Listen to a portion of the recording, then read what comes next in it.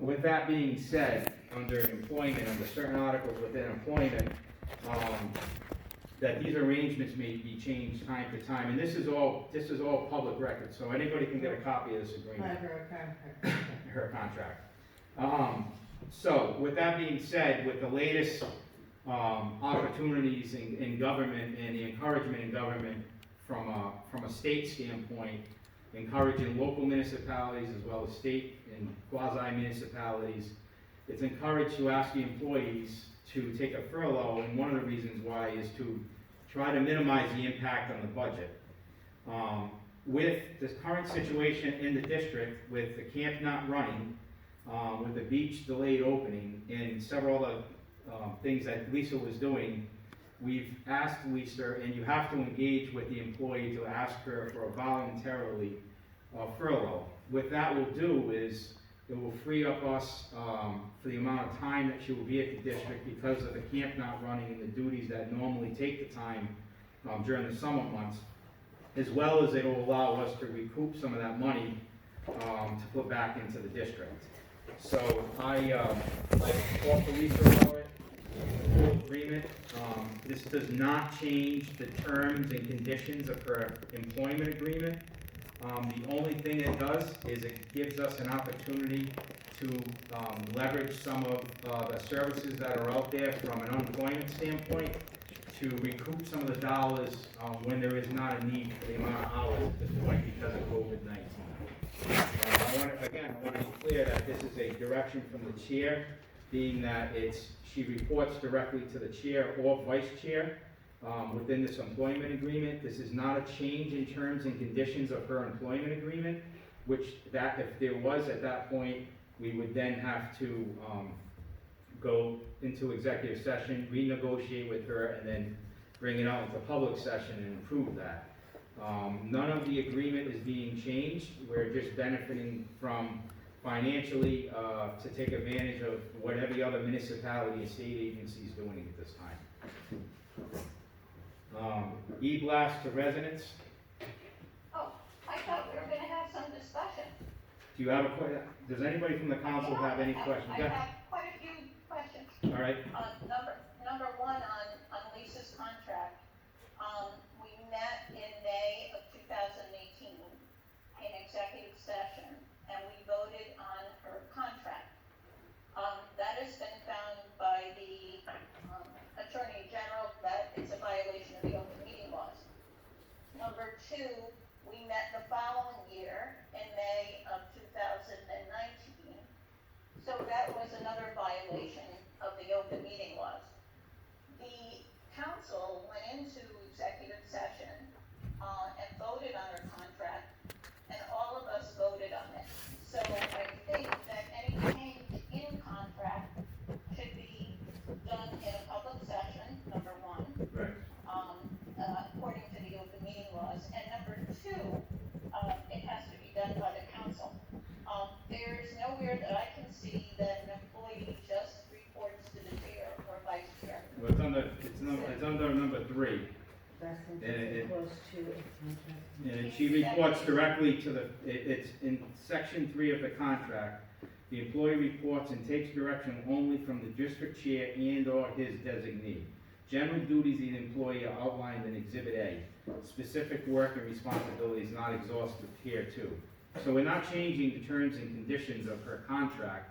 Just like any other state agency and town agency that's doing right now, they're going to employees and they're volunteering. You're asking for employees to volunteer, and that's basically what we did. We went to her, being that she's not working during, with the camp and with minimal work with the beach because it's been closed to date. We've asked her to volunteer, and she's agreed to volunteer. So we're not changing the terms and conditions of her contract. Suggestion then, was it a furlough? It's a furlough, it's a temporary furlough. It was against the HIPAA laws for me to ask. It's a temporary furlough. Is there a medical involvement in that? No, it's it's exactly what the state is doing. It's a temporary furlough that will run until September, and then she'll be reinstated back to her pay. And what did we need the funds for? Because as far as I understand, we're fully funded.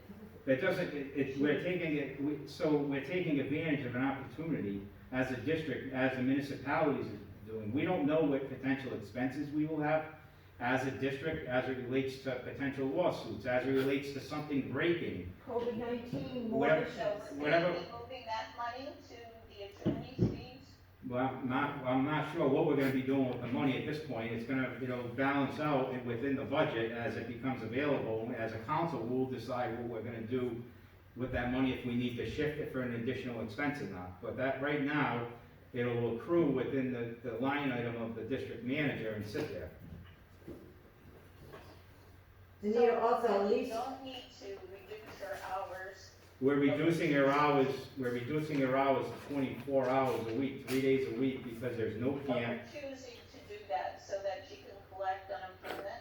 No, we're not choosing, we're choosing to take a step, as the municipalities have done and the state of Rhode Island has done, to exercise, to ask people to volunteer for a furlough and help the coffers be replenished. Now, you're correct, we may not know, Whose coffers are being replenished? well, Ours are not. our district will be replenished in the tune of over $4,000 for the amount of time that she will be furloughed. And how do we benefit? We're gonna benefit by not having to pay her for 2 days a week until September, for 12 weeks, as And we're will allowed to she do. be collecting, at that point, will she be collecting unemployment and the stimulus? She will be collecting unemployment, and just like any other state worker and town worker is doing at this point, they're collecting this unemployment and they're collecting the stimulus. Okay. I Thank you. just wanted to be clear on that. Okay, thank you. Number 6, e-blast to residents. that was Anita. Yes, Yes. I put that on, Yeah, and I'd like to speak to that. go ahead. There was an e-blast, we talked about the e-blast, that it should be there's an emergency e-blast, and there's an informational e-blast. The informational e-blast is strictly for information, and of course, emergency is for an emergency in the district. But there was an email information put out. I don't have the exact date in front of me, but it was politically biased, and it was, actually put the lawsuit plaintiffs in harm's way. It was biased, and it was politically stated. I'd like to know, number one, who wrote that? Number two, who put that out? And number three, I'll accept your apology because that's not what that is for.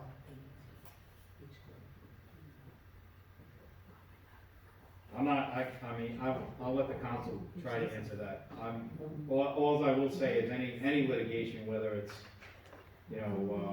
whatever's going It had on with. nothing to do No, with I it. understand. What I'm saying is, It had no. nothing to do with the Anita. lawsuit whatsoever. Anita, It should be just informational on the beach and the camp being open or not open, and it was about the harbor. That's all it should be stating, and clearly was biased and should never have happened. And in fact, it did, and I do not want to see that again. okay. So, As a member of this council, your fiduciary responsibilities to this quasi-municipality, public, body, is not to be influencing in any way, shape, or form. In fact, it's probably an ethics violation. well, I'll let Janice kind of answer No that, one but should be politicizing anything from the Bonnetsville Fire District. the only thing I was saying, and I'm not gonna debate what you're saying or not, wasn't even aware of the e-blast, but, what I will tell you is that if anybody has filed litigation against the fire district, whether it's for the voting rights or whatever it's for, that's all public record, that all can be found, it's on our website, it's in the court records, it's public record. So I'm not sure from an e-blast standpoint what we're talking about, but She's Never referring be to, blast, but she's referring to the e-blast. only information. Can you hear me? Can you hear me? Janice, can you hear me? Yes. Can I speak to this, please? I'm not exactly sure what e-blast Anita's speaking about, but it could very well be one that I wrote, and if it is, I can assure you there's no political bias at all. My e-blasts have to do with fact, but I'm just not sure what it was about or what the date was. Do you have it in front of you, Anita? Shall I read it? Go ahead. I can look for it and read it.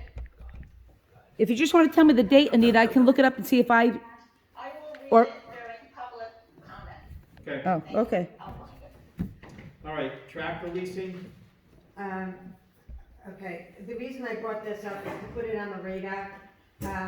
Last year we spent like $5,000 at least to fix the tractor. The tractor's gonna be 11 years old, so it's starting, obviously to get older.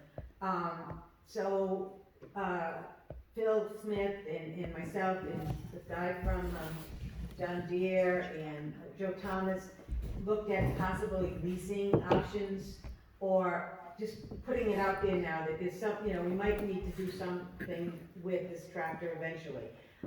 It is worth something, so we're looking at possible lease, but in the meantime, if that doesn't happen, the minimum that we need to do is put a new bucket on it, which is around $1,700, $2,000. The bucket, we use that tractor because of the Little Beach seaweed. You notice that we have tons of it down there. We can't do it right now for two reasons. One, Phil is incapacitated, and two, we were having trouble with the tractor. It had an oil leak. But it also needs a new bucket, and also we use it at Kelly Beach.